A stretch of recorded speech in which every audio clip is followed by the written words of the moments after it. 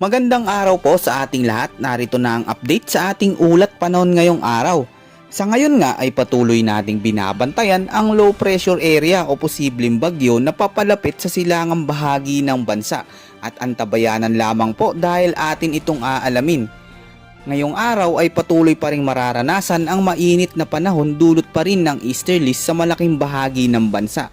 Samantalang inaasahan naman ang mga posibleng pag-ulan ngayong hapon at gabi lalo na dito sa Northern Luzon, Ilocos Province, Abra at Apayao. Ang mga pag-ulan na ito ay dulot naman ng localized thunderstorms. Habang sa malaking bahagi naman ng Luzon ay posibleng makaranas ng mga pag-ulan ngayong hapon at gabi dulot pa rin ng localized thunderstorms. Sa Tuguegarao naman at Legazpi ay magiging makapal ang kaulapan at sasamahan ng mga pulupulong pag-ulan at pagkidlat. Sa malaking bahagi naman ng Visayas ay mataas din ang tsansa ng mga pag-ulan, thunderstorm sa hapon o gabi. Makakaapekto din ito sa ilang bahagi ng lugar. May mga biglaang pag-ulan din sa Iloilo, Cebu, Tacloban at Kalayaan Island. At patuloy nga nating minomonitor ang low pressure area na papalapit na dito sa silangang bahagi ng bansa. Ngayong araw nga ay inaasahan itong papasok sa loob ng Philippine Area of Responsibility. Ayon nga sa Pag-asa, itong weather disturbance na ito ay inaasahan na nasa loob ng PAR sa mga susunod pa na araw at habang nasa loob ito ng bansa ay kikilos ito pataas at posibleng baybayin ang direksyon paakyat ng Eastern Visayas at sa malaking bahagi ng Caraga Region. Samantalang sa darating naman na Biyernes ay mataas ang tsansa na sumaya dito sa malaking bahagi ng Visayas at Bicol Region. Sa mga oras na ito ay ating alamin sa satellite animation ang binabagtas na direksyon ng posibleng bagyo na ito.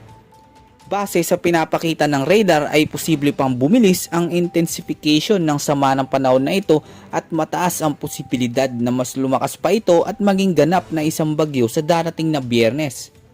At inaasahan din pagsapit ng araw ng Biyernes ay pinakamalapit na ito sa bahagi ng Bicol Region at Eastern Visayas at sa mismong araw din ng Biyernes ay posibleng mag-intensify pa itong low pressure area at maging ganap na isang bagyo. Kung sakaling maging bagyo ito ay papangalanan nito ng Pag-asa bilang Bagyong Agon, ang unang bagyong papasok ngayong 2024. Samantalang pagsapit ng Sabado habang nasa loob ng Philippine Area of Responsibility itong weather disturbance na ito ay mataas ang posibilidad na kikilos ito paangat at tatamaan nito ang silangang bahagi ng Southern Luzon. At sa pagsapit naman ng Friday hanggang sa mga susunod na linggo ay maraming lugar ang magkakaroon ng mga biglaang malalakas na pag-ulan at posibleng baha at pagguho ng lupa. Mataas naman ang posibilidad ng landfall scenario kaya maging maalam sa lahat ng oras lalo na sa mga nakatira malapit sa kabundukan.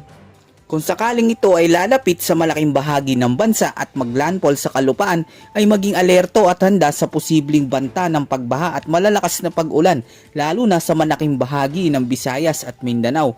Yan ang ulat panahon sa araw na ito. At upang maging alerto at handa sa anumang panahon lalo na sa mga papasok na bagyo ay manatiling nakatutok sa lahat ng update na ating i-upload. Maging alerto at handa sa anumang panahon.